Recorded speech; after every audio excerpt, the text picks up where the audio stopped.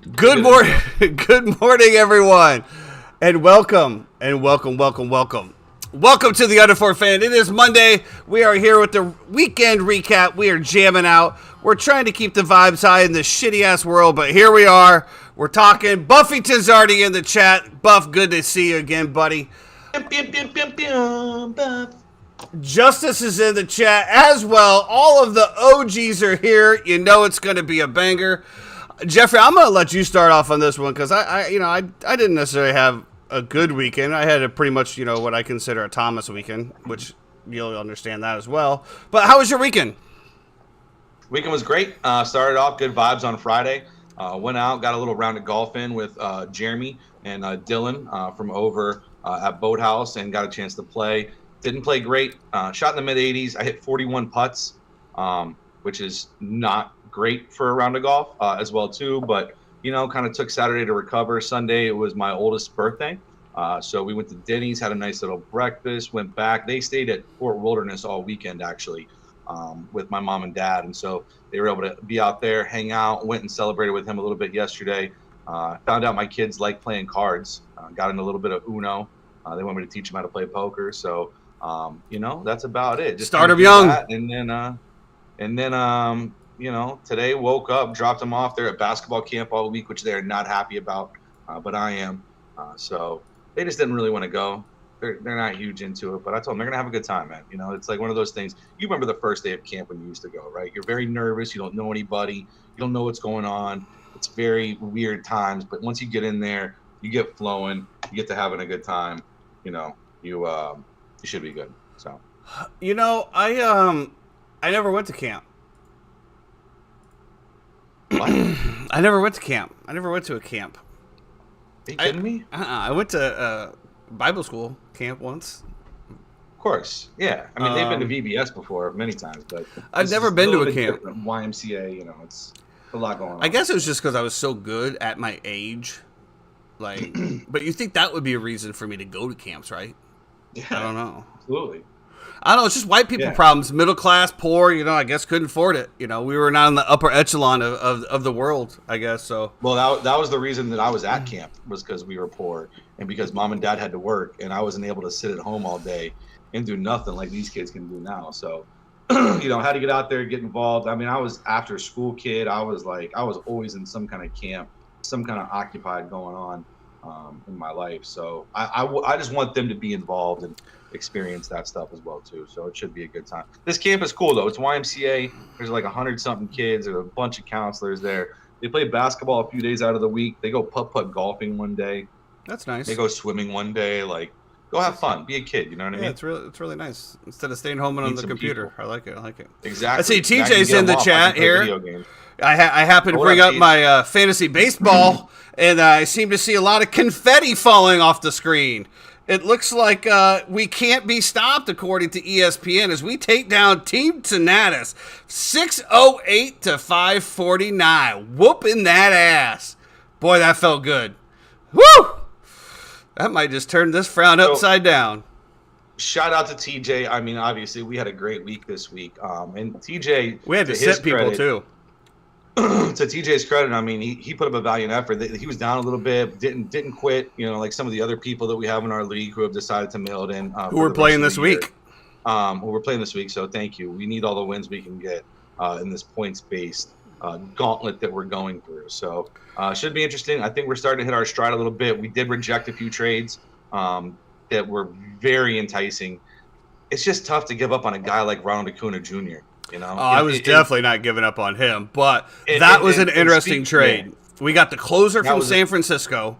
I can't remember where. And then we had the guy, who was it? I'm going to look right now. He's coming off the Shane McClellan. Shane McClanahan.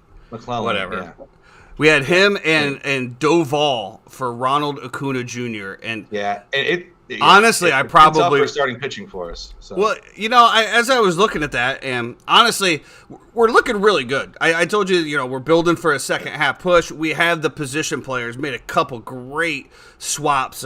Dropped Christopher Morel and picked up Santander. I don't know what that is, whatever. But from the Orioles, he put up a monster weekend. But as I'm looking over, I see some glaring issues with our team.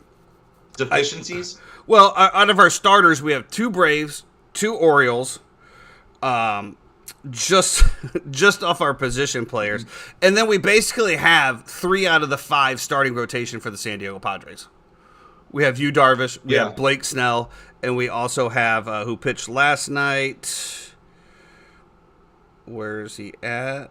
Oh, he's still in the starting spot. Seth Lugo, who've all been doing very, very well. But when you have 3 starting pitchers for one team that hasn't had a good half, we can look at this 2 different ways. We can look at, well, San Diego has definitely underperformed in the first half. We said numerous times how it's been possibly the most or the worst team, as far as what's on paper versus what they perform. So we can look at this 2 different ways. We can look at it as, well, they've already lost it, and they're getting their shit together, and the second half is going to be great, or they're going to continue to put up no run support for these pitchers. And, it's just a glaring issue to me that we have 3 starters out of 1 team. Well, we were pretty much all in on the Padres to start, too. I mean, if we're going to be honest, when you have Machado, when you have Soto, when you have Snell, when you have Darvish, and when you have Hader, you're pretty much... Oh, yeah, and we have Hader, too, yes. There.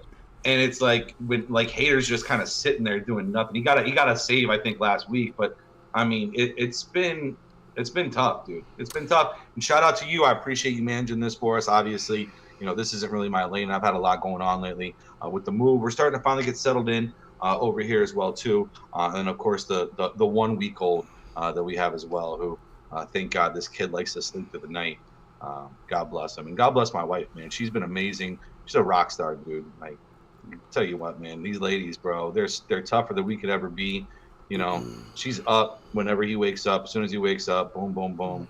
Doing everything. So, shout out to those ladies. Shout out to those ladies. I did happen also see that Mr. Mark Fitzpatrick, who also sent that loss this week, obviously TJ lost this week. We have a new leader in the clubhouse right now. John Larger with De La Cruzan is now in first place at 10-4. So shout out to John coming up. And of course, we're 4-10. But as we all know, it's a long the opposite. Time. Yeah. But listen, everyone makes the playoffs, though. Right. Larger's been a guy, he's a big Cincinnati cat, big Reds fan, big Bengals fan as well too. And I remember I saw De La Cruz was going to be moved up, and immediately as I saw it, I went to go search and see. Shout out to John Larger. He had picked him up 10 days before that. So, well, speaking of which, this could be some inside information here. Let him sit, So Cincinnati has another amazing prospect that they're calling up. Now, this is for all, I guess, TJ, Marcus, for you guys that are in the league, we're not going to pick him up. I already picked him up in my other one just because our starting lineup is so steady. But they're, who was it? Christian Encarnacion Strand has been called up, and he's hitting he's hit 20-some homers already in minor league ball. He's hitting .361.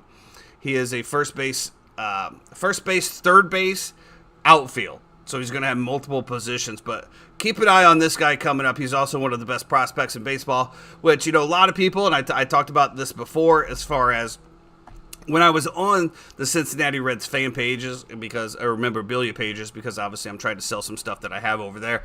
And, to listen to them, completely bash the front office after the moves that they did last year at the end of the season. And there was a lot of questionable moves, right? Who they didn't sign, who they signed, brought up. And now they're in first place. They got this incredible young farm talent. To see the excitement and obviously the 180-degree turnaround, obviously now everyone knows exactly what they're doing. But shout out to Cincinnati, man. Even though you're in our division, and I obviously don't want you to win. You have an amazing ballpark, a very hitter-friendly ballpark. I put you in with the kind of the Pittsburgh Pirates. You guys have lost for so long, and as a Cub fan, I can feel your pain. I'm really excited for all you Cincinnati fans out there that are starting to see a little bit of the light. Hopefully it can continue. As we do say, it's a long season in baseball, and baseball is a long series of streaks. So shout out to you guys. The Cardinals, though? What? Huh? What'd you just say? I said not the Cardinals. What about the Cardinals? I mean, they're playing a little bit better lately, aren't they? I don't give a shit about the Cardinals. And you can quote me on that. I think you are quoted on that now publicly. So those as long as we all Redbirds shitting. So TJ to your question here, it is ENCARNACION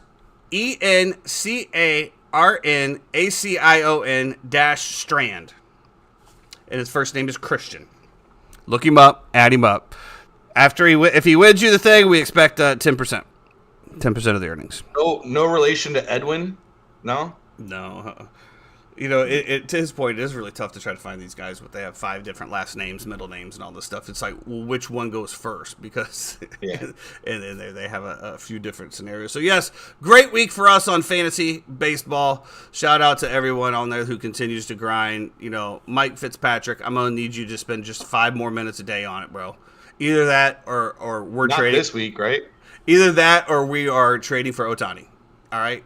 Do you remember like that? It was like, what was it, a month ago? Ohtani's not doing anything. He's on the block. Fuck this. Yeah. Like, wait, what? Of course. Do you think Ohtani gets moved before the deadline? No. And the reason for that being is I think Ohtani, rightfully so, is going to command a lot. I mean, if you there still isn't there's still some sentiment that the Angels can keep him on the staff, that they're not going to let him go. They're still going to try to work out something, which if I'm Ohtani, I don't stay there. You've seen what they've done to Mike Trout. It's just, you know, it's just not a franchise that's going to compete, unfortunately. But with that being said, could you imagine the asking price for him? I mean, it's going to be. I know one team that'll pay it. I don't think that they're going to. I think that they're willing to pay money. I don't think that they're willing to give up their franchise and the players that they already have for him. And I don't know. And I'm assuming you're talking. Oh, you're talking about the Mets. I thought you were talking about the Yankees. But again, I think the Mets will. So the Mets, right? Another in National League very disappointing team with the roster that they put together. You know, Justin Verlander has been dog shit on every other start. Shout out to you for getting us 2 points this week. You're the man. I don't know. Would you take a package like that? So let's just say they put Maxey in there, right? Let's say they put Pete Alonso in there. This is shit that's not going to happen. But let's just say that they did. Would you take that trade? I think what you'll end up seeing is they're going to give them 3 top 100 prospects that they have in their organization. They'll give them their top 3 prospects. They'll ship Ohtani there. Ohtani will probably sign for 10 years and. Have you seen the evaluation? $750 million. Have you seen the evaluation that they put on him? Yeah, Steve Cohen will pay it. He doesn't care. He just wants relevancy. I'm not talking about that, but I'm just saying, have you seen the breakdown where they break down his value as a hitter and then his value as a pitcher? Yes. And if you combine those two, it's absolutely insane. Yeah, he's getting like $75 million a year, something like that. That is nuts, dude. That is absolutely which I think he'll get. I think Steve Cohen will pay him that. I think he'll pay him $750 for 10 years or something like that, and just go ahead and lock him up, and that'll be it. And I like I said, I think Cohen will give away 3 prospects, maybe another first rounder or something like that. Like whoever the Angels want, they'll ship them out. They'll take it back. The Mets aren't going to win anything this year. I think that the Angels should, if they're not going to sign him and there's no obviously they need to get rid of him. You need to get something back for him. You got to get something in return. You're not doing anything. I don't know, man. To me, if I'm Mike Trout, I'm right there banging on that door as well. When you ship him, you ship me too. I mean, what are we doing here, Mr. Trout? Where do you think Trout will go? I don't wherever he wants to go, pretty much. Yeah, I can see him going to Philly. Go back home, play for the Phillies, get send some prospects back or whatever, and just kind of make it happen. I don't know. Jimmy actually just posted a few numbers here on that Encarnacion. He's hitting 331, 405, 637 with 20 home runs, 62 RBIs in 67 games. Jesus. Not a bad line. Not a bad line. You're welcome, TJ. Unless Buff got to him first. Buff always, man. Buff's always snaking players, man. Every time I'll pick somebody up on the waiver wire. The next day I'll go in. There's one team interested. Who is it? Your Highness. Unbelievable. Oh, Buff picked him up. Good job, Buff. Good job. Yeah. So this weekend, man, I'll tell you, it just sucks, bro. I'll tell you what. Just the stuff that you go through, man. So like. My air conditioner's been on the fritz here. The float switch keeps tripping. I tried to, relieve the issue. It wouldn't work. So I paid $500 to have somebody come out and do the preventative maintenance on both of my units here. And at the end of it, he goes, "Hey man, I can't get this unclogged." And I'm like, "Fuck me then, right?" Like, whatever. So he tells me whatever to get, and so now I got to go get this other stuff, and I got to dump it in my drain line, and hopefully that unclogs it. But who the hell knows? The next day, my refrigerator that's 6 months old takes a shit. So I have to move everything out of that refrigerator. Thank God I have a backup refrigerator, which is from the inside when that one broke as well. And I had to put that one outside. It's just, then I get a message from my insurance company, and as some of you guys saw, I know I had a CT scan the other day. Well, the insurance company and the doctors, they didn't send the paperwork in. So when I went there, they're like, "Well, your insurance is not going to cover this yet. Do you want me to reschedule it?" And I'm like, "Well, that could take a long time. Like, as long as I pay for it and I get back, they'll give me the money back, right?" Yeah, absolutely. Call my insurance. Yeah, absolutely. And so not only did I just now get the paperwork sent in, but then, of course, now that they see that I've already paid it, they denied the claim. So now this is going to be another $600 that I'm going to be responsible on top of the $455 that I've already paid for that. It just seems like, every time that you turn around, you're just taking it up the ass from someone, bro. And it's just fucking ridiculous. And I'm getting a little tired of it. A little tired. I'm going to sit up on my soapbox here and just say, there's definitely worse things in life that happen, but as we call it the Thomas luck. If it can break, it will break. It's kind of like Murphy's Law, but you might as well just say Thomas because the same shit applies to me at all points. I had a great sale on. I sold my Shohei Ohtani jersey from the store. Sold it on eBay for a good price, which I thought. eBay takes $680 in fees out of it. I made $300 off the sale. eBay made $600. What a world, bro. What a world. But yeah, it's just shit like that. So I'm a little bitter. I had a bad weekend on the stocks. I had a bad week on the stocks. I'm contemplating my life choices. I get up this morning. I have a great day on stocks. I'm in a better mood now. The world is sunshine and roses again. And that'll last probably till tomorrow until I lose money on the stocks again. Then I'll be pissed off at the world. I'll be going to interview at places I don't want to work. And the world is burning down. I have no money in my bank account. How am I going to live? Food's through the roof. Eggs are $12 a carton. Peanut butter is $8 a jar. But yet you can get a glass of soda for $1.99. I don't know, bro. I don't know. Double cheeseburgers are up to $3 now. $3.50 at McDonald's. $3.50. This was on a 99-cent menu 3 years ago. It's just a reason not to buy them.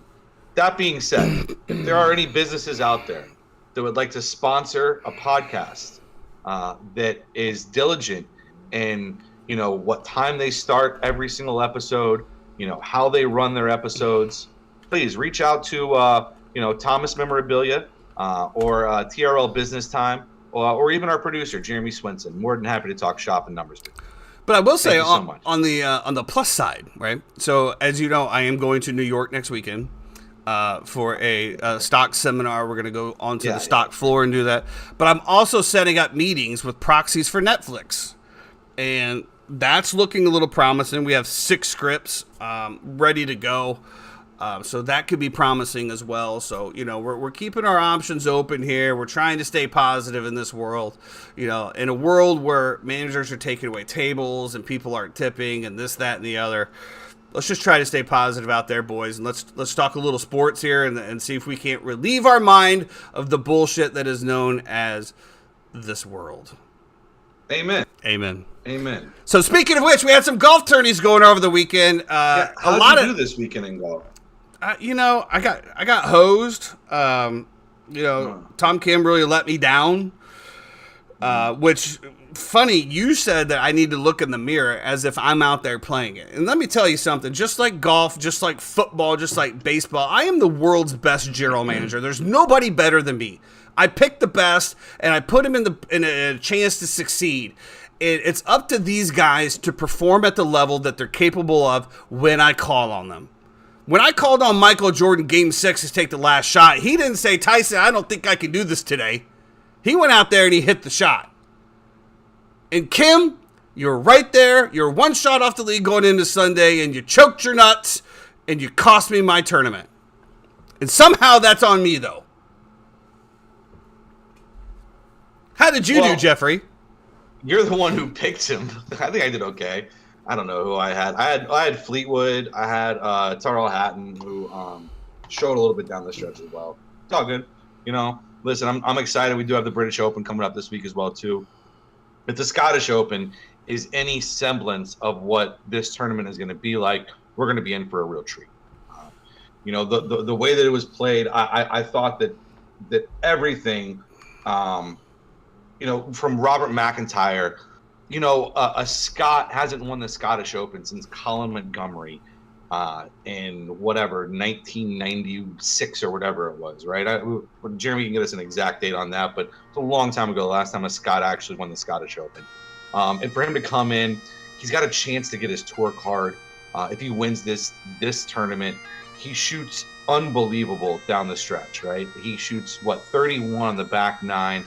He has the incredible shot on 18 to hit it within 10 feet. What's so funny? Can you not hear it? No. I can't hear it. Anyway, he has the incredible shot. Yeah, perfect. This is for you, Tom Kim. Sweet the sound. This is for you, Tom Kim. Please continue.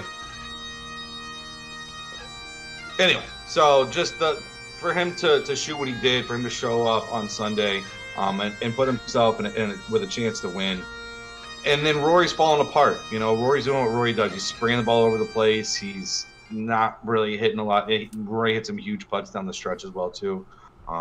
And then Rory, you know, shows up. The guy makes birdie on 18 with that incredible three, what Jimmy said was a 3-wood off the deck. Hits it to like 8 feet, makes birdie. He's got a one-shot lead. Rory's on 17, down one. You're like, man, you know, this guy can do it, you know? It's unbelievable. This is going to be like a Cinderella story. And Rory birdies 17. Rory incredibly birdies 18 as well, too. After having to wait, I don't know if you saw that, right? Tom Kim, twice within like 6 holes, his ball moves because it was so windy out there. Ball moves. You got to call in a rules official. They tell him it's okay both times. Remarks it. I think Tom Kim ends up 4-putting on 18 or something like that to drop a few spots back. I did not see any of that, Jeffrey. Do you know why I didn't see any of that? Why? Because it aired at 4 o'clock in the morning. No, it was 6:37. No, it was like 9:30. Coverage started at 4 o'clock in the morning. It started at 4, but it ended at like 9:30. I know that because I had to be at Denny's at 10 a.m. And I told my wife, listen, Denny's? We're leaving. Who has an appointment at Denny's at 10 o'clock in the morning? My son loves Denny's breakfast. So you make reservations? No, just show up. It was a 5 to 10 minute wait. Well, it just seemed like a very specific time. Like you walk in and like, yes, I'm Jeffrey Schneider. Well, we have a party of 6 and we have a reservation at 10 for the Grand Slam. Party of 8.5. Okay. And it's a junior Grand Slam with chocolate chip pancakes. Is what we're rolling with there. Chocolate chip pancakes are the best. Like cinnamon roll pancakes that were bonkers, bro. They were crazy. They had like the sugar like inside the pancake with the icing on top. It was crazy. Anyway, I digress. I thought it was amazing. I thought it was a great tournament. Shout out. I know Chad says that I'm the reason that Robert McIntyre shit the bed because I said to Chad, I said, what an incredible pick, Robert McIntyre, going into this tournament. You have him in your fantasy lineup. That's crazy. Great job. And then Chad says that I'm the reason that Robert McIntyre shits the bed. Robert McIntyre didn't shit the bed. He shot 31 on the back nine. So shut up, Chad. Okay? You're full of shit. You know, Chad has cost us more than one viewer. You know. Who did he cost us? He cost us more than one viewer. After his little tirade, our views went from 25 to 33 views to 12. He's also brought in, you know, a fair amount for being right on his golf picks over and over again.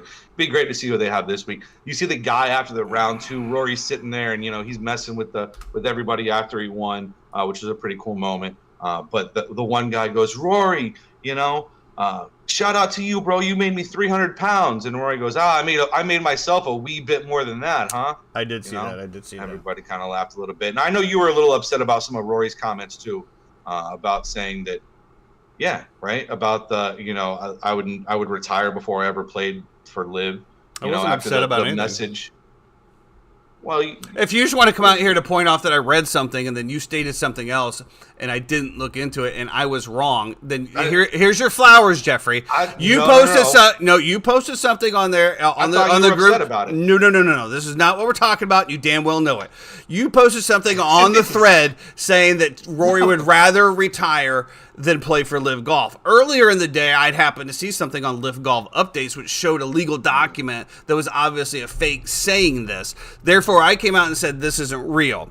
Okay, so then Jeffrey proceeds to tell me, yes, it is real. Yeah. And then I go and look and I find out, yes, it is real. So then I apologize. I admit my mistake. I said, yes, I was wrong.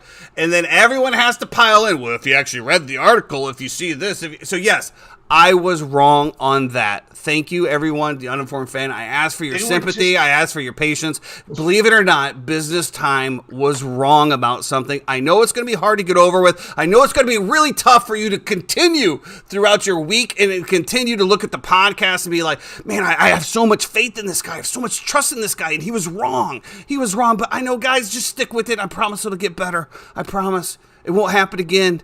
Well, it probably will. But we'll try to keep it really low, okay? We'll try to keep it really low. So thank you very much. And Jeffrey, I apologize. I humbly beg for your sympathy on this. Thank you. I just thought you were upset about his comments, saying I was not. Play for Liv. Because that document release saying that basically Liv said that part of their structure was going to be that Tiger and Rory would own a team, and that they would be participating in 10 events in Liv and something like that. So they asked Rory about it. That was his comments. And here we are. We digress from there. And to your fairness, the document that they showed, and this thing, that Live Updates thing, is one of the most frustrating accounts to follow. They're a huge troll account, but they also try to be relevant as well too. So it's tough to decipher through when they're trolling and when they're, being, I will say it does appear to be manned by a third grader. It's pretty incredible. Anyway, yeah, it's just interesting, and everything that's going on right now with the PGA. I'm sure this will be a great week leading up to it. But yeah, I thought it was great. Did you see the celebrity golf tournament at all? I did not. And before we continue real quick, for those of you guys watching out on YouTube, I'd appreciate a little thumbs up on that little click right down there. We have 2 thumbs up. I know one of them is myself and probably Jeffrey, but the more interaction that we have, the way it helps the channel grow. So if you like the video, okay? I haven't clicked on it yet, but I was trying to be sarcastic because somebody else did. I was trying to get a couple more likes, but it is what it is. And Jeremy, if our producer has, the other one's got to be our producer, right? Because why would our producer not like our stream in order to promote it more and get it more into the streets? So thank you, Jeremy. I know that other thumbs up has got to be you. But no, I didn't see the Celebrity Golf Classic. And to be honest with you, there was a lot of just mediocre golf on, a lot of not really entertaining golf on, in my opinion.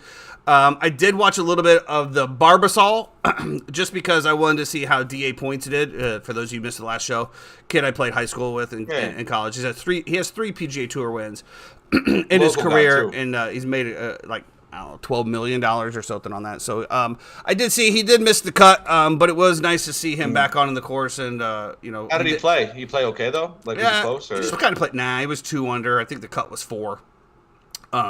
But, I don't know how long he's been back. It could be a lot of just, knocking the rust off things. We're up to 4 likes now on the Uninformed Fan. Thank you so much, everyone. I really appreciate it, especially for that tip of getting you that fantasy baseball player there at the beginning of the show. That should be worth at least a few likes. But no, I didn't. So I heard Steph Curry made a wonderful shot and happened to win the celebrity golf outing. And, I know that you're really intense about this and really enjoy it. Honestly, I could give 2 shits. That's just me. A bunch of celebrities out there, who have the ability to play golf whenever they want. I get a little jealous on the inside, because I'm not at that level yet. So, well, some of these guys are really good. Like if you look at guys like Marty Fish, John Smoltz, these are like guys who, even like people like Tiger have said, listen, like these guys can play golf actually. That doesn't make it any better. That even makes it actually worse that the fact that you have John Smoltz out there is probably arguably one of the top 10 best pitchers of all time and then can go out there and beat my ass on the golf course as well. That doesn't make it better, Jeffrey. They really does like not. -2 or something like that. I think it's like a -2. It'd be a +2.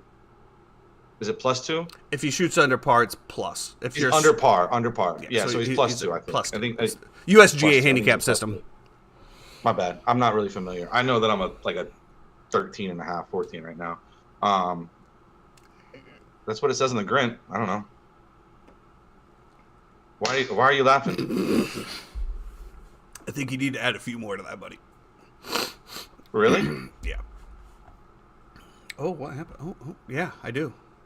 What do you think I play at? I think you usually shoot 90, right? Around 90? Nah, I usually 90. I usually break 90. Okay. Well, 90 would be at 18. Okay. I'd probably put you around, I'll give you 16.5. How about that? I'll give you a 16.5.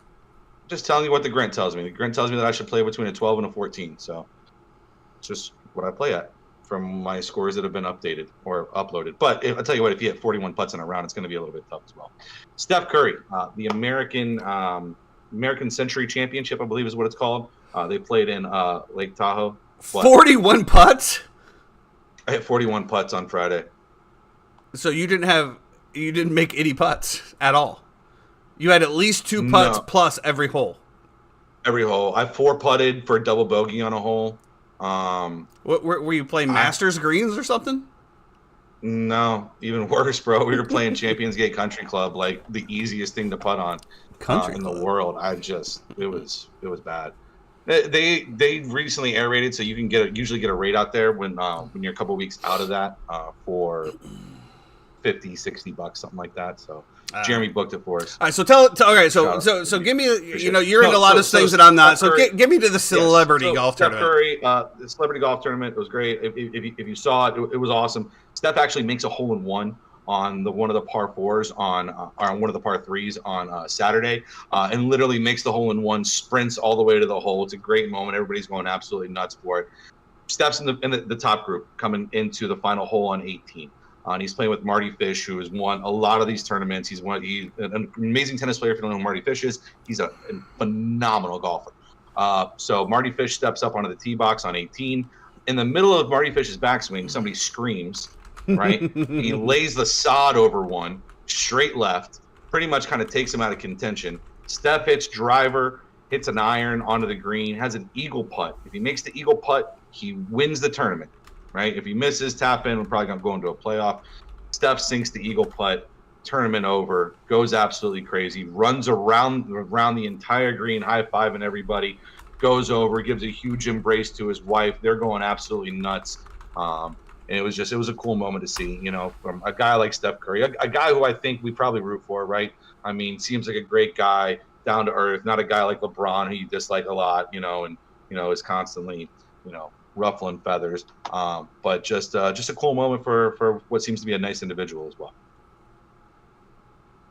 Great. That's all I got. I don't know. I thought you were going to say highlights. I thought you were going to say he was running down the fairway and tweaked his knee or something. No, that would have been tragic. They were like, "Oh, what do you think about, It's funny because he sat down with Jordan at the last Ryder Cup, and he was talking to Jordan about, the balance of, how do you play golf and play basketball and, do this back and forth at the same time? And Jordan's like, homie, I was playing in Chicago. It was snowing. There wasn't any balance in anything, bro. I was playing basketball, and then when I needed to, I'd escape to Florida or wherever, Grand Cypress over here, go get a round in, and fly back. He's like, but there was no, cut practice short to go, squeeze in 9 holes. It wasn't an option for me. A little bit different stuff being in San Fran, but if you had a fantasy round of golf, right? A fantasy round where you could play with 3 individuals anywhere, past, present, future, anything. Who would be your foursome?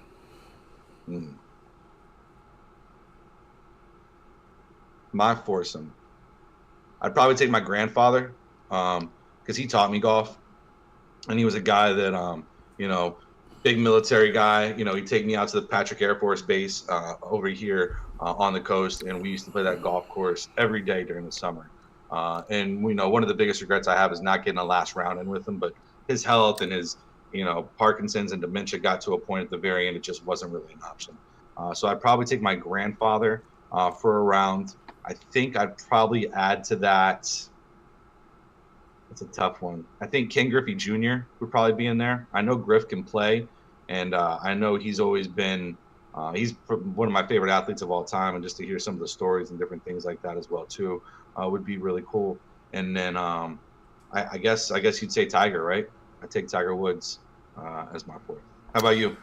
Well, outside of any family thing, because I kind of meant more celebrity side, but that's a really touching. I can swap one out. That's a really touching story, and kind of. I would take Ben Hogan. Ben Hogan probably, to be out there as well. I think Michael Jordan would definitely be in my foursome. And I'll tell you, it's not because I want to play golf with Michael Jordan or see his shots. I want to hear the stories. And as long as that's on the table, bro, and we can talk openly, oh my God, man, Michael Jordan's got to have some of the greatest stories that there's ever been. Just the amount of things that he's done, right? The places that he's been, the generational, the decades he's come through, all the way from the 80s up to 2023. Like, wow, dude, that's got to be some serious stories. Of course, Tiger. I want to hear about Perkins, bro. I want to know why you want to bang ugly chicks.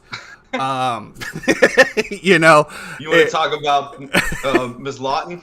I want to know why you want to bang ugly chicks, bro. I want to know why you gave it all up. You had the most beautiful wife. Where does that burn? Yeah, I get the sensation of being a man whore and one woman. I get all of that, but if you're gonna risk that all, so I that would be one thing as well. After that, I don't know who my third would be. If I'm going just storytellers, I think Charles Barkley would be an awesome one because I have sat with him. Cool. And I've had some seriously drunk conversations with Charles that I can't really remember, but I know it was hilarious because my stomach hurt the next morning from laughing so hard. And I think if you got Charles Barkley and Michael Jordan and Tiger Woods together, the amount of stories that you would hear out of those three would be absolutely great. I think so. I'll just go with that.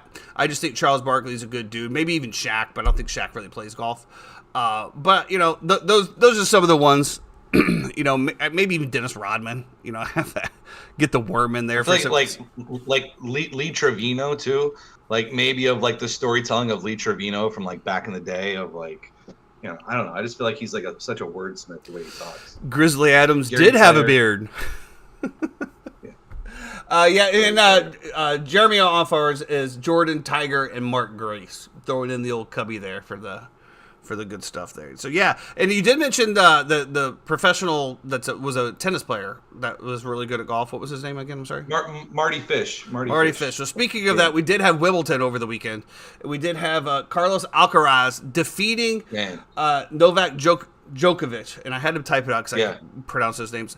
And it was kind of symboling what we've all have been leading up to with regard to tennis. If you follow tennis, if you don't, whatever. I mean, this is one of the biggest stages, one of the oldest tournaments. We kind of just realized the changing of the guard. Carlos is one of the ones that's going to be taking over. Very young kid. I do believe he's like 20 years old or something like that. 21 maybe. I'm 26. So, I mean, you had kind of the changing of the guard. So, shout out to him. He's not 26. That's what he just put. No. I think he's 20. I don't.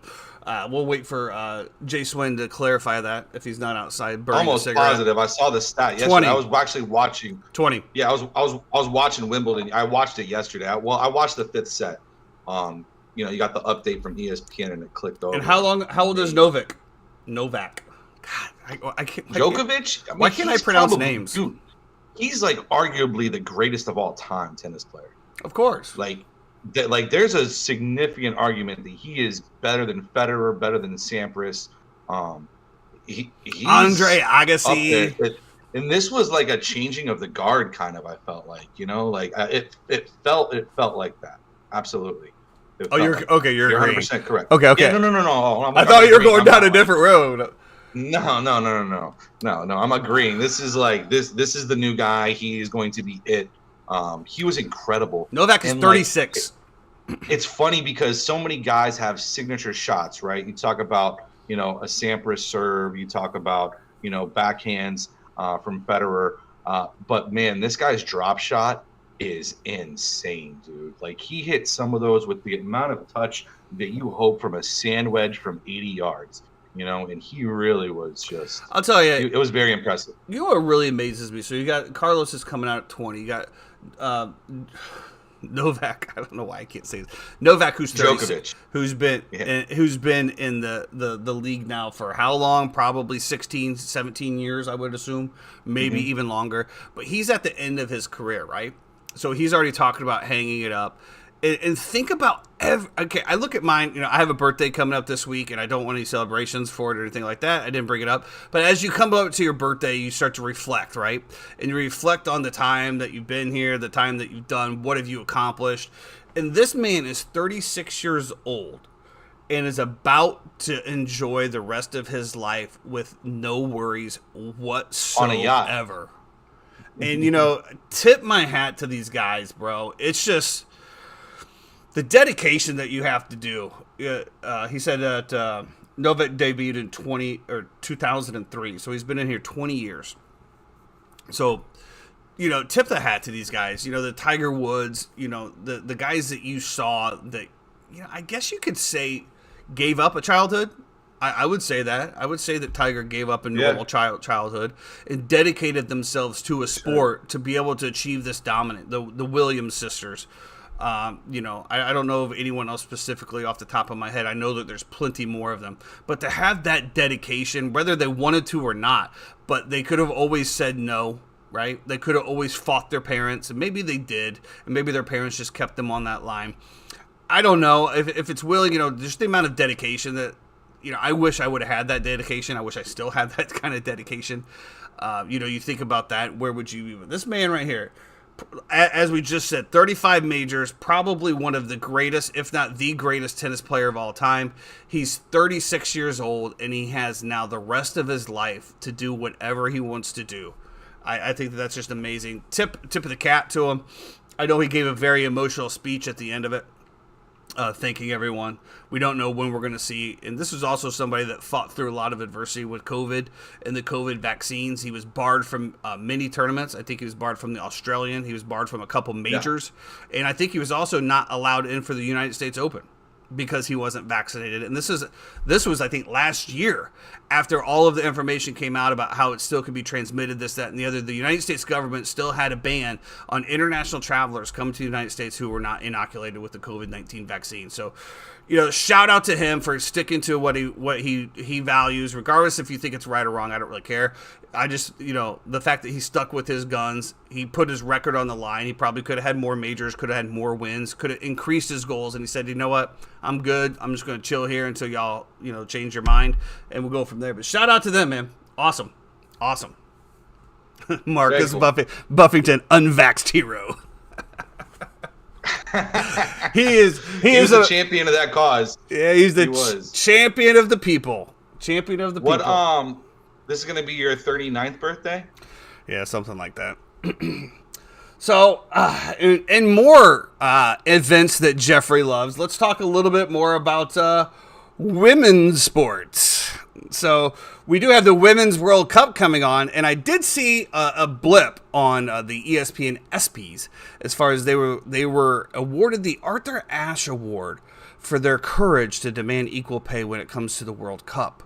So, shout out to the women's on getting your equal pay, whatever that looks like.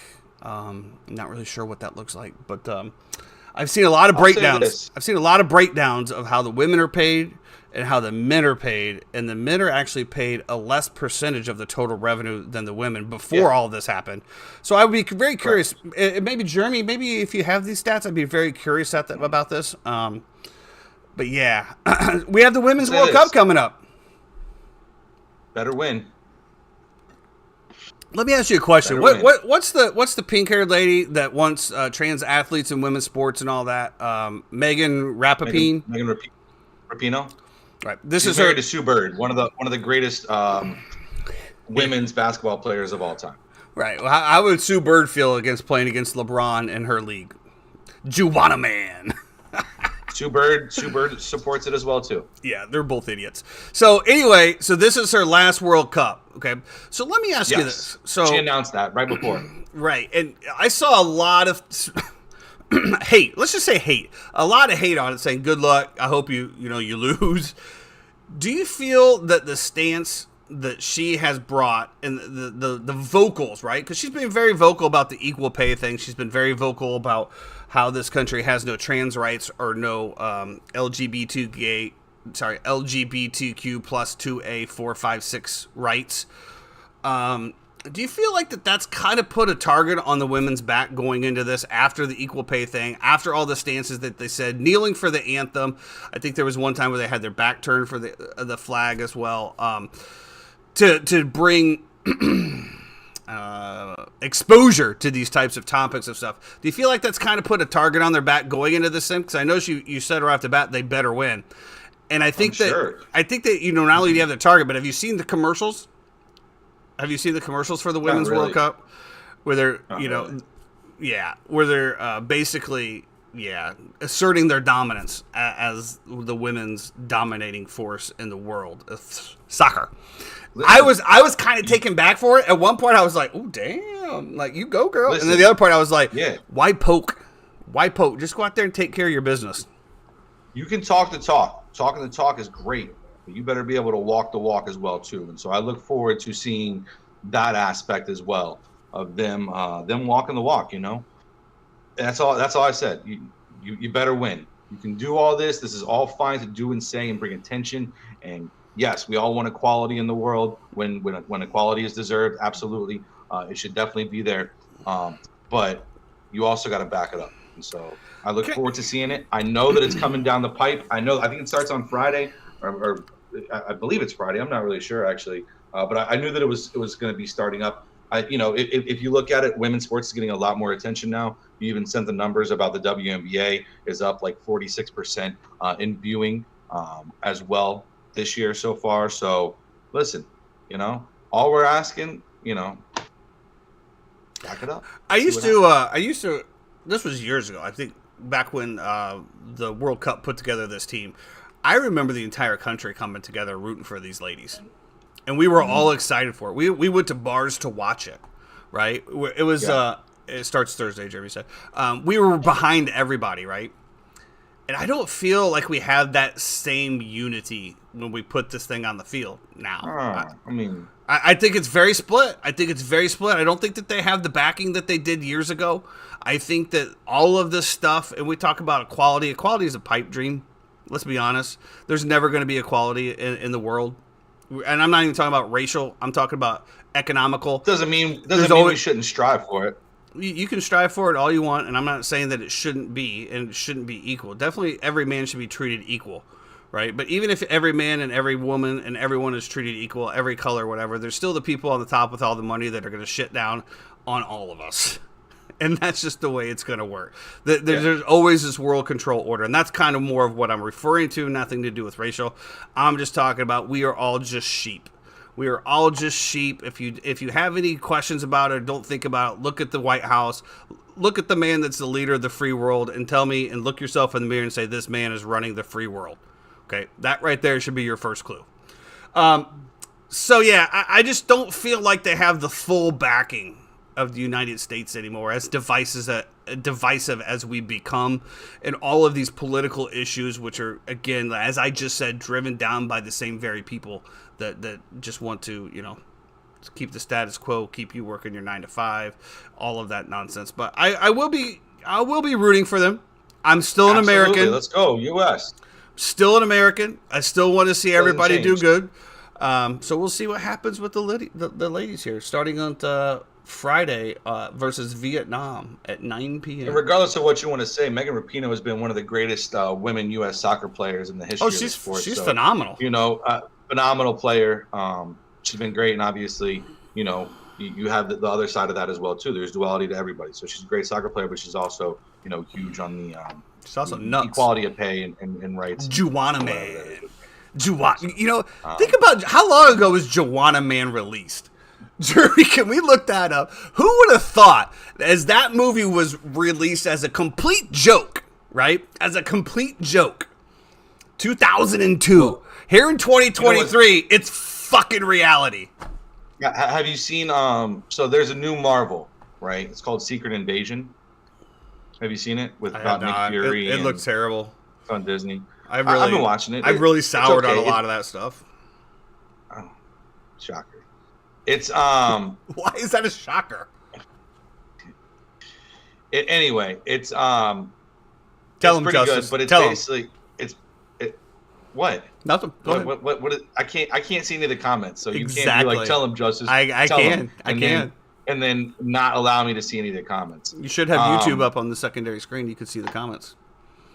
Well, yeah, but then it lags my stream, and get a better. Please continue. Anyway, it's basically about aliens taking on other bodies of humans and walking around like as humans, but they're actually aliens. So, like, what wasn't that from Captain Marvel? Well, Men in Black. Was from Captain Marvel. Men in Black too.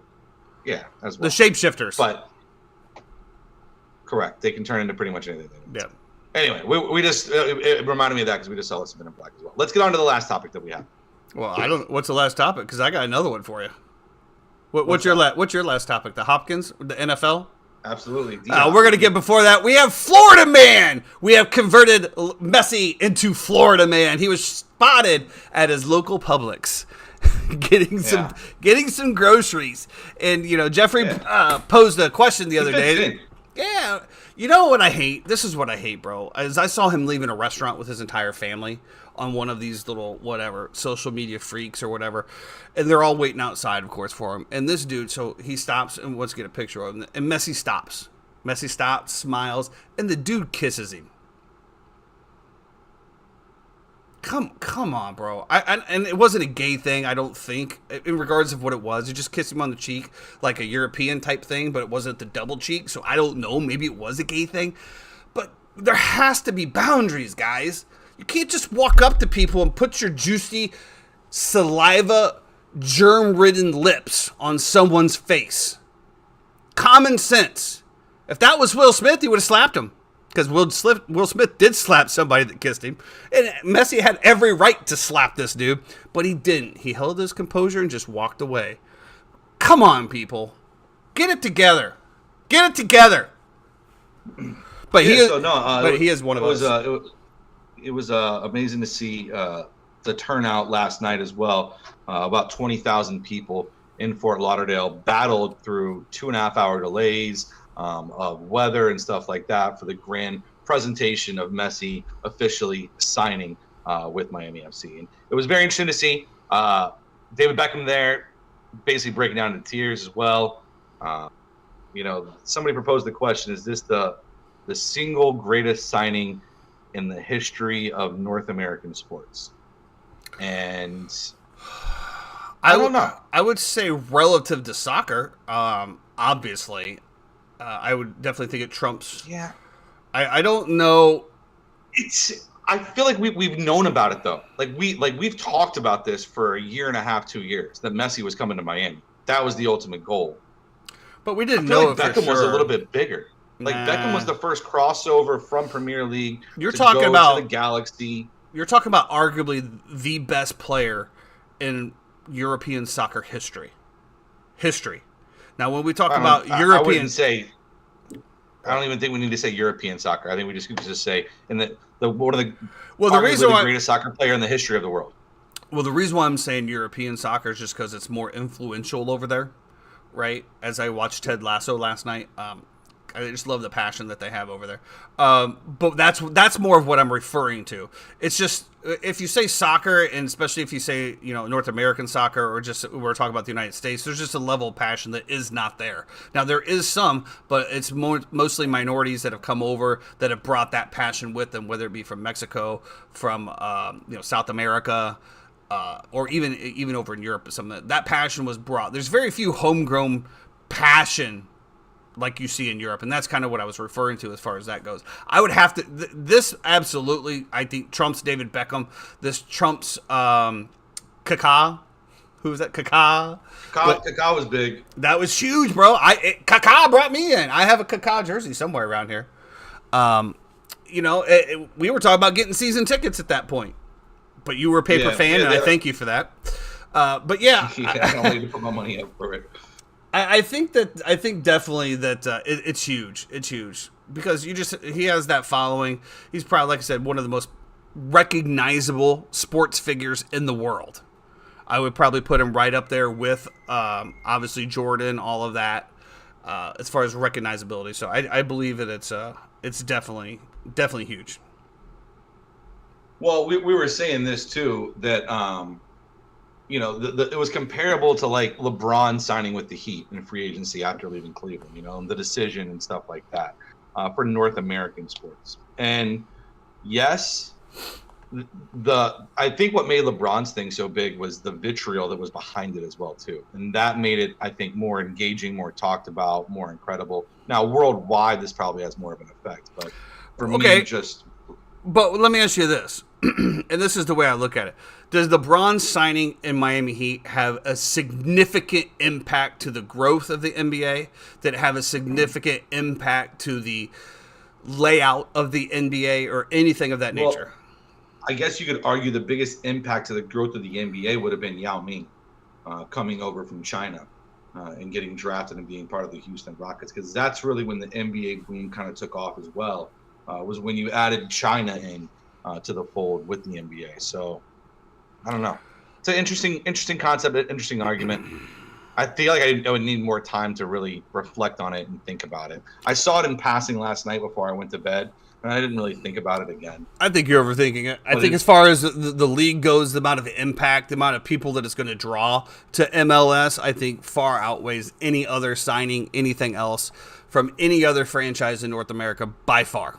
By far. Did you see where the mayor of Miami came out and said, if you donate $1 to my campaign, you'll be entered into a drawing for front row seats to watch Messi play in the home opener? How is that legal? How is that legal? Dude, how is that legal? And then he put like the stipulations of what you're allowed to donate, like in the header as well too. I'm like, oh, politics is running for president now. I'm like, politics dude, just so suck, grimy, bro. And you know that he got those tickets as a donation because he's the mayor of the city. Like it's just dumb. It's just dumb. Well, crazy. Let's talk for a little bit here about the NFL. Let's talk to the place where receivers go to die. And DeAndre Hopkins has inked it, and he is on his way to the cemetery that is known as Nashville, Tennessee, and the Tennessee Titans. Initial thoughts. I was quite surprised. Very shocked. Very shocked. For everything that D-Hop said, and I guess maybe not if you really think back on it. I mean, obviously, D-Hop was in Houston when Vrabel was the DC.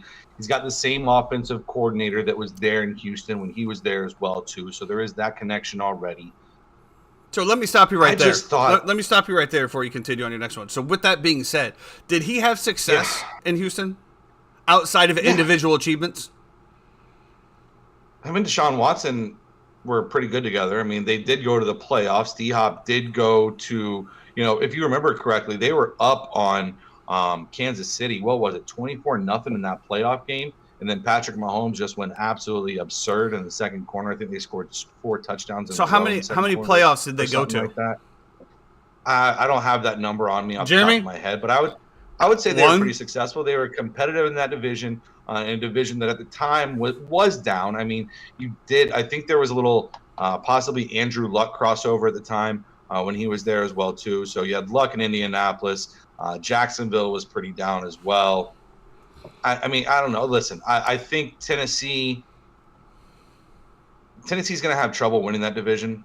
And what they're doing now is really weird to me, how you have Malik Willis and then you drafted Will Levis, but you still have Tannehill as the guy. And I think Tannehill can be the guy. When you give him weapons, when you give him, they got Treylon Burks, wide receiver from Arkansas last year, who did catch some deep balls last year and was a nice down the field threat. You add in Derrick Henry, they're going to always have to have 8 or 9 in the box to be able to account for him. That is going to single up guys like D-Hop. Jeremy, you got to give me the name again.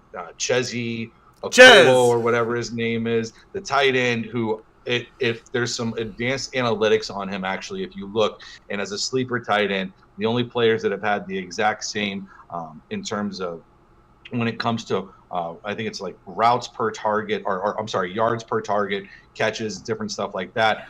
The seasons before were Travis Kelce and Mark Andrews. So those are the precursors to what a guy like that can do.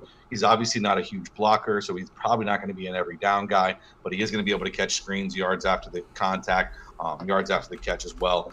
Can be a very interesting playmaker for him as well. I think this if Tannehill stays healthy, I think you have to consider Tennessee in that wild card picture because of the way that their division is going to stack up everywhere else. I don't think the Texans are going to be very good. I don't think the Colts are going to be great as well. I think AR-15 could have a nice impact on them. That the entirety of that team is a little bit worrisome to me.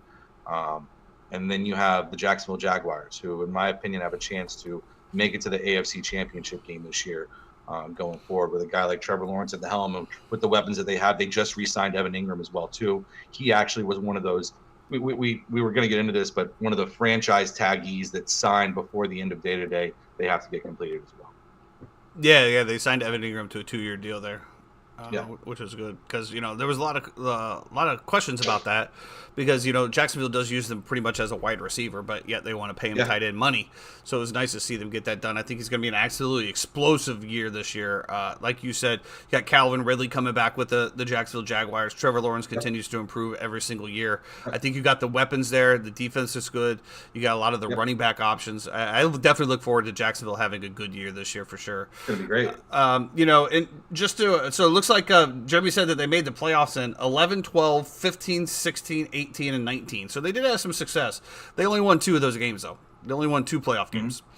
Beat the Bills in 2019 and the Raiders in 2016. So, yeah, I guess your point. How many of those games did Deshaun Watson play in? I don't know. We can't get that deep. We're already running. I was already giving you your flowers here. I was giving your kudos to say they definitely did have more success than I thought. But again, just when you think of the Houston Texans, bro, you just think of mediocrity. That's all. You just think of mediocrity. I mean, to see that all, and honestly, the same thing with the Titans. You think of mediocrity. They've had some really great seasons. They've been a little bit on the top there, but they haven't been able to get it done. And for me, somebody like DeAndre Hopkins has already proven what he can do throughout the year, and arguably coming towards the end of his career. I'm not saying he's on his last leg. I'm not saying that he's only got 2 years left. He probably has like 5 or 6. But to be in that position and to be where he is at now, he's got to be in win mode. And to me, I just don't think that the Tennessee Titans were the best fit. I think that they're not in win now mode. I think that they have a lot of questions at the quarterback with their drafting of the quarterback. There might be a quarterback transition at some point next year. And if you're DeAndre Hopkins, why do you want to go through that? Why do you want to go through? I would rather see him go to a Denver Broncos than the Tennessee Titans. And that's saying a lot. I mean, obviously Russell Wilson, I think, is going to have a bounce back year. But I think that with Denver's defense and with Peyton coming back on, I think that that's a much more suitable program for him to succeed in and have a chance to win versus the Tennessee Titans. I think there's many, many, many more teams out there that would have been better for him. Now, I don't know if they wanted to pay him that money, and I guess that's what it boils down to. We don't know. And that's one of the things that we just don't get to see on the back end of things, unfortunately, is what a player's actually going through and what their mentality actually is. Did he look at this and say, hey, this team's got a lot of good moving parts on paper, plus they're going to pay me? Or does he say, hey, you know what, this team, oh, man, this looks really juicy, but they only want to pay me half of what I want, so I'm not going to go there. And that's the show that we're working on, by the way. Shh. I will say this. He mentioned something about going to a stable organization with a good coaching staff and so on and so forth. And if you're going to look at great coaches so far, and prove is in the pudding, I will give him that. Mike Vrabel has been lights out Absolutely. since he's gotten to the NFL. Absolutely. And so, listen, if you want, he brings a winning culture. And so, D-Hop is not wrong to have wanted out of Arizona and that shit show that's going on over there. I don't blame him whatsoever for wanting to get out of that. It wasn't what he thought it was going to be. Listen, I don't mind him landing here in Tennessee. It just wasn't what I thought. I thought he was going to ring chase, but he went and got a bag too. Look at it. He got 2 years, $26 million with incentives. He can be all the way at 32. You're talking $13 to $16 million a year toward the tail end of your career. I guess. I mean, what was the top wide receiver getting right now? $22 million a year. I mean, are they? Yeah, I'm pretty sure the franchise tag is I'm pretty sure the franchise tag for wide receivers is around 17. So yeah, I mean, he definitely went on a little bit of a discount, but there. I completely agree with you about Vrabel. I see a lot of myself in him. in the coaching moves that I make with my fantasy teams and stuff like that. But you have to give the guy the pieces. And fortunately, he got, a good piece to go on with his guys, and he's going to coach them up. Now it's just going to be on them to get out there and play.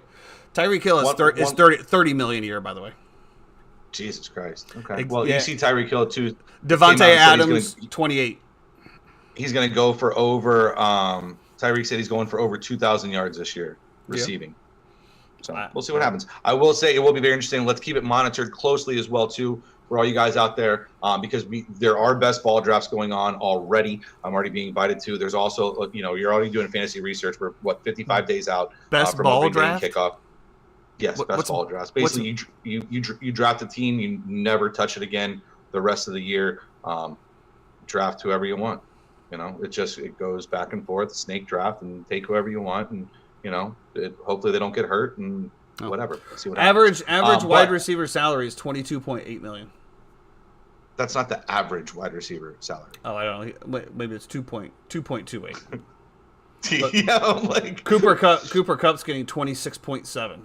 I think he definitely took a discount. But we knew he wasn't going to sign that anyway, so yeah. He's not getting $20 million a year though at this point in his career, and especially with. I can read, Jeremy. I just thought you were wrong. I will say this. Just so what I was going to say is keep it locked in. Guys who are franchise tagged today, or who the time runs out today for them to sign a long-term deal, whether they will report to camp or not. You do have guys like Saquon Barkley. You mentioned Tony Pollard in the pre-show when we were talking as well too. Looks like he's not going to get a deal done. Keep in mind on all those franchise tag guys and what's going to go forward and how things are going to progress with them throughout this entire process. I think the Saquon Barkley one is definitely the most interesting because, the reports are coming out that he was offered almost $15 million a year and turned it down. And to me, that might have been a bad move, bro. I think they should just settle on 14 and kind of keep it moving, like 14 in 3 or 4 years. And they offered him 15. It's not me. So I don't know. That's going to do it for us today at the Uninformed Fan. It's a Monday. It's the start of the week. We'll be back Wednesday for Gap Wedge Wednesday, and we're going to preview the actual Open this time, not the Scottish Open. Yeah, the actual Open, one of the best tournaments of the year. Where's it at this year? Royal Liverpool, I think. Is that what I saw? Jeremy. Nah, I don't know. Jeremy. What's the really famous course that it's played on? St. Andrews? Yeah, St. Andrews. I had a chance to play that. It's not at St. Andrews, I can tell you that. Yeah. But anyway, we'll be back Wednesday. We'll do a quick recap on the golf from last week for the boys. And once again, Royal Liverpool. Once again, hit their top 10s and 20s.